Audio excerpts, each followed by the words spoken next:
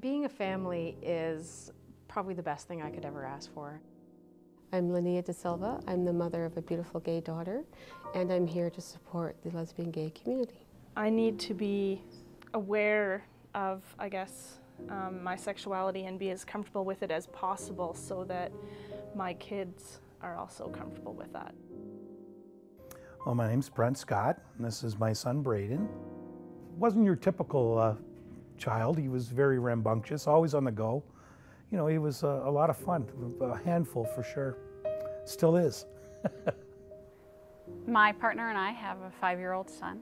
He's in senior kindergarten, and he's really, right now, he's really good about having 2 moms. He knows he has 2 moms, and we have lots of books that show diversity at home, and we also have relations who are gay and friends who are gay, so there's lots of queer families in his life. Well, I have a daughter who's 8 and a son who is 6. They know that I'm transgender, and they completely accept that I am, and they call me Mummy D, and they use feminine pronouns. Bit of a roller coaster.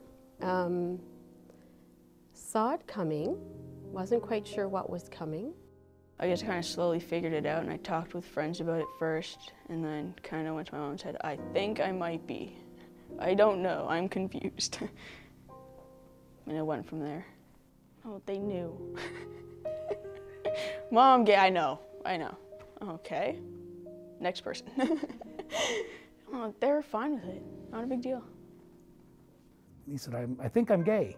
I said, well, you know, you either think or you know, and I mean, I think I already knew. There was a little bit of stress within the family at first. You could see that it was just something that everybody had to take in. You know, he had to trust me in order to tell me, and I think, you know, I noticed his personality was a lot more comfortable around me once he was, you know, out with it. And besides that, nothing really changed.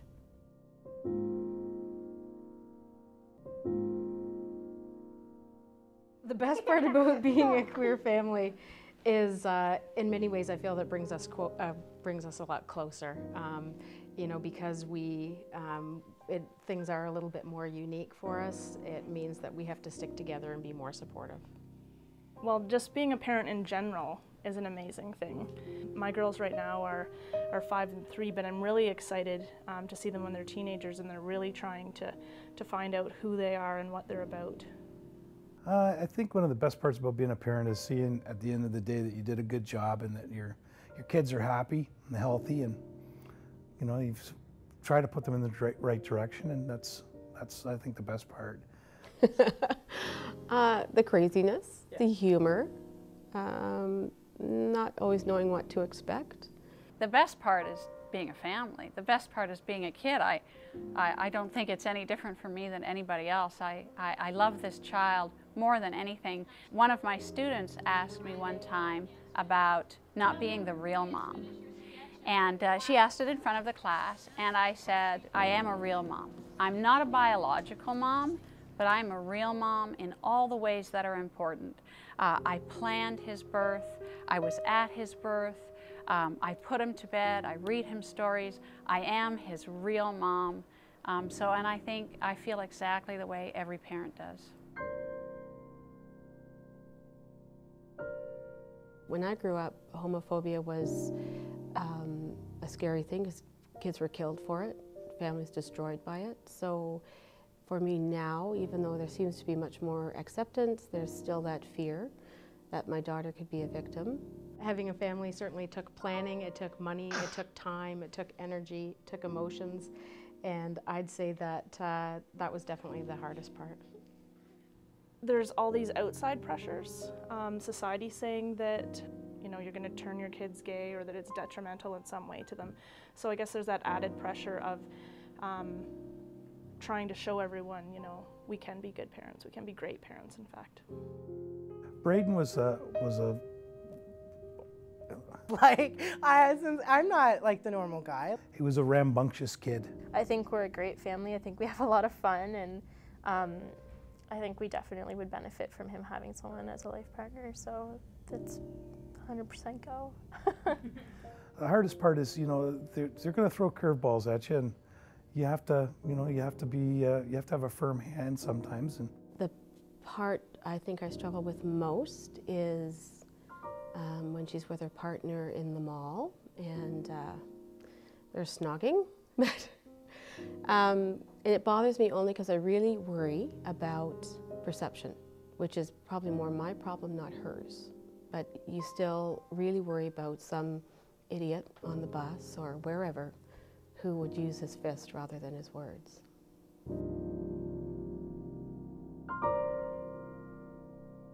I'm hugely concerned as he goes through the system.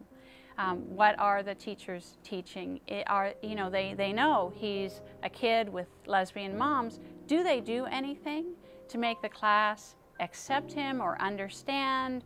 Are there books being used? There are lots of resources, and my guess is probably that won't be happening very much. And that's very hard as a parent. All the teachers have been very respectful. I don't know how many of them get it. Again, I think it comes down to educating, because when I know the teachers don't get it, that means that my children aren't safe, because something could happen that could really hurt my children, and the teachers are not in any way prepared to deal with that. I think it would be wise or helpful if the school would involve parents more and not assume that they can solve the whole problem and not jump on the bandwagon. Now they're a teenager, they are in high school, they're adult, therefore they no longer need the parent.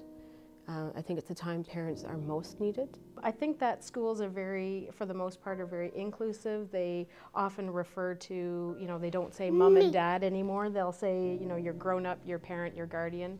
There haven't been any problems, and I'm very thankful for that. I, to be honest, expected some problems at this point. She's in grade 1 now. It's been excellent. There's been no problems. I know in the board that there are kits and units available that deal with, I hate to use the word alternative, but alternative families. And I don't know how much they are accessed or not accessed, but it would be just nice to know. And I know as they get older, you get to know less and less kind of what they're doing in the class, but it would be nice to know that some of those things are actually being covered where appropriate. We never talk to any other parents, but if we were to talk to parents, even in any situation, it wouldn't have to be parents of just gay children. It could be all parents get together and have a little group talk at school. It wouldn't be a bad group to have. So I don't know, maybe we need a crisis hotline for gay parents. I think that would be very helpful. I don't think I hope for them anything different than any other parent would expect. I hope that they're not discriminated against. I hope that they have the tools and the abilities to deal with situations as they come up. And I feel that that's my job to teach them that. So I don't really hope anything different than any other parent does. Happiness, health, a great education.